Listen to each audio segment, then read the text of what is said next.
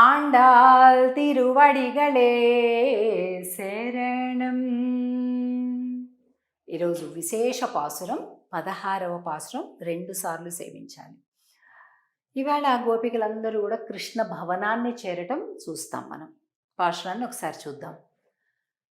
నాయగనాయ్ నిండ్ర నందగోపనుడయ కోయిల్ காப்பானே கொடித்தோன்றும் தோரணவாசல் காப்பானே மணிக்கதவம் தாழ்த்திரவாய்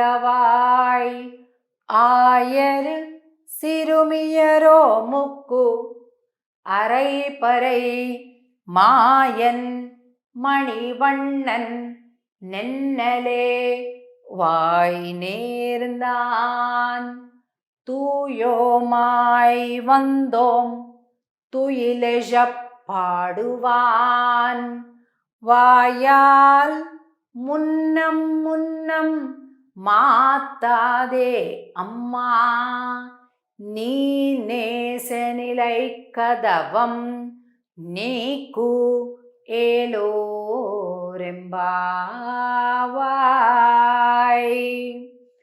నాయగనాయ్ వీళ్ళందరూ కూడా నందగోపుడు భవనాన్ని చేరారు. ఎందుకో తెలుసా అండి? అందరినీ కాపాడేది ఎవరు? కృష్ణుడు. ఆ కృష్ణుడిని కాపాడేది ఎవరు? తండ్రి నందుడు. ఆ నందుడిని కాపాడేది ఎవరు?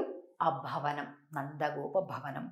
కాబట్టి ఆ నందగోప భవనాన్ని చేరినటువంటి వీళ్ళు ప్రార్థిస్తున్నారు. నాయగనాయ్, ఆ బయట ఉండేటటువంటి కావలి వాళ్ళు ఉంటారు కదా, చీకటిగా ఉండే దీపాలు పట్టుకొని వెళ్ళారు ఈ గోపికలందరూ కూడా.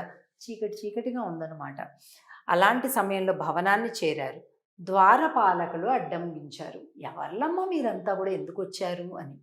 కృష్ణుడు అనేక మంది యొక్క అసురులు చాలామంది శ్రీకృష్ణుడికి కీడు చేయటానికి చూస్తున్నారు. మేము కాపాడాల్సిన బాధ్యత మాకుంది, మీరంతెవరు అని అన్నట్ట. అప్పుడు గోపబాలికలు అన్నారట, మమ్మల్ని రాక్షసులతో పోల్చద్దయ్యా, మమ్మల్ని కుడి ఎడమలు తెలియనటువంటి గోపబాలికలం మేమంతా కూడా, మమ్మల్ని లోపలికి వదలండి అని అన్నట్ట. అప్పుడు ద్వారపాలకులు అన్నారు, మీరంతా అసలు ఎందుకు వచ్చారు? కొడి తోన్றும் తోరణవాసల్ కాపానే, మీరంతా ఎందుకు వచ్చారు అనంటే, మేము స్వామి మణివర్ణుడైనటువంటి మా స్వామి పర అనే వాయిద్యాన్ని ఇస్తా అన్నాడు, దానికోసం వచ్చాము అంటే. సరే మీరే తలుపు తీసుకోవాలి. కాదు స్వామి, మణికదవం తాల్తిరవాయ్, మణులతో కూడి ఉన్నటువంటి దాన్ని నీవే తలుపు తెరవాలి అని అంటూ, అసలు ఎవరెందుకు వస్తున్నారో తెలీదు.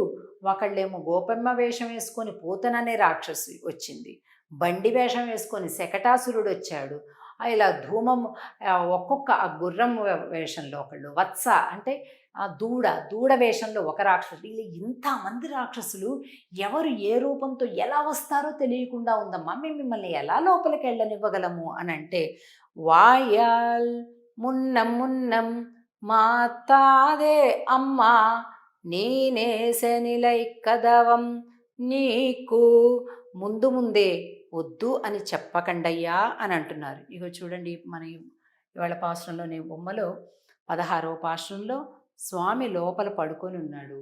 వీళ్ళందరూ కూడా బయట ద్వారపాలకుల్ని ప్రార్థిస్తూ ఉన్నారు. అలాగే ఇక్కడ కూడా ద్వారపాలకులు, ఇక్కడ ఒక ద్వారపాలకుడు, లోపల ఒక ద్వారపాలకుడు ఉంటే, మన లోపలికి అనుమతించని ప్రార్థిస్తుంటే, వాళ్ళు నిషేధిస్తుంటే, అలా అనకండి మమ్మల్ని లోపలికి అనుగ్రహించండి అని అంటూ.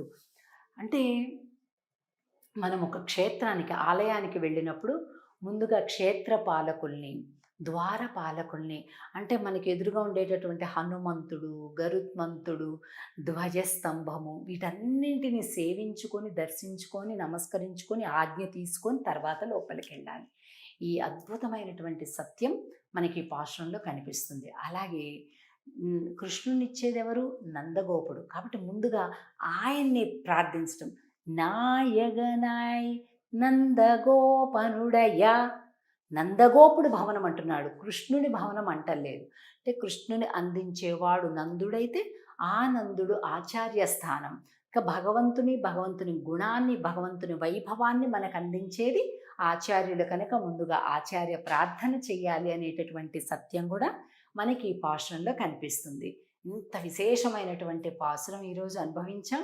ఇక రేపటి రోజు ఆ నందగోపుడి యొక్క గుణాలు అవి కూడా మనకు అర్థమవుతాయి 17వ పాశురంలో. వాస్తవానికి 16, 17 ఈ 2 పాశురాల్ని కూడా కనెక్టింగ్ అంటే జతలో ఉండేటటువంటి పాశురాలు అంటారు. ఎందుచేతనంటే వీళ్ళు వెళ్ళింది నంద భవనానికి. ఇదంతా కూడా నంద భవనం. స్వామికి అదే ఇష్టమట. అది ఆ కృష్ణుడి ఇల్లు అంటే ఇష్టం లేదట. నందగోపుడి భవనం, నందగోపుడి కొడుకు, నందగోపుడి సంపద, నందగోపుడి రాజ్యము అంటే ఇష్టమంట. మనం శ్రీమద్ రామాయణంలో కూడా చూస్తే సీతమ్మ వారిని చూస్తే ఆవిడ ఏం చెప్తుంది? స్నుషా దశరథస్యాహం అంటుంది. అంటే దశరథుడి కోడల్ని అని చెప్తుంది. అలాగా శ్రీరామచంద్రుడు కూడా నా తండ్రి గారి రాజ్యం ఇది అంటాడు. అంటే చూడండి, గమనించండి, మన సాంప్రదాయం సనాతన ధర్మం ఏం చెప్తుందంటే ఏ సంపదలు ఏది ఉన్నా కూడా పెద్దరికం మన పెద్దలకి ఇవ్వాలి, మన పెద్దలదే ఇది అని మనం ఒకసారి, 2 సార్లు, 3 సార్లు రిపీటెడ్గా మనం దాన్ని చెప్తూ ఉండాలా, అనుకుంటూ ఉండాలా. అప్పుడు అహంకారం రాకుండా ఉంటుంది. అంతేగాని కొద్దిగా వయసు అయిపోయి రిటైర్మెంట్ అయిపోతే చాలు తల్లిదండ్రుల్ని తీసి తీసి పారేయటాలు, మేమే మొత్తం అంతా సాధించేసాం, మేం చెప్పిందే ఇలాంటి ఒక భావజాలం మన ధర్మంలో చాలా పెద్ద దోషంగా చెప్పబడుతుంది. కాబట్టి ఎన్ని పూజలు ఎన్ని పుణ్యాలు చేసినా ఇటువంటి దోషం చేస్తే మనం పైపైన చేసినట్లే లెక్క. కానీ ఆండాళ్ళ తల్లి ఏం చెప్తుందో చూడండి, కృష్ణుడు ఏం చెప్పాడో చూడండి, రాముడు ఏం చెప్పాడో చూడండి, సీతమ్మ తల్లి ఏం చెప్పిందో చూడండి. ఈ ద్వారబంధాన్ని కావలి ఉండేటటువంటి ద్వారపాలకుడు ఎవరైతే ఉన్నారో ఆయనని వినయపూర్వకంగా పిలుస్తుంది. ఎందుకంటే లోకాన్ని కాపాడేది కృష్ణుడు, కృష్ణుడిని కాపాడేది నందుడు, నందుడిని కాపాడేది భవనం, ఈ భవనాన్ని కాపాడేది ఈ ద్వారపాలకుడు. చూసారా? అంటే గురు పరంపరలాగా ఉంది కదా. అంటే భగవంతుడిని పొందించటానికి ఇవన్నీ మెట్లు కనుక ఆ ఒక్కొక్క మెట్టుని ఎలా నడవాలో ఆండాళ్ళ తల్లి చూపిస్తుంది. ఇప్పటి వరకు గడిచినటువంటి 15 పాశురాల వరకు అందరినీ కలుపుకోవటం ఉంది.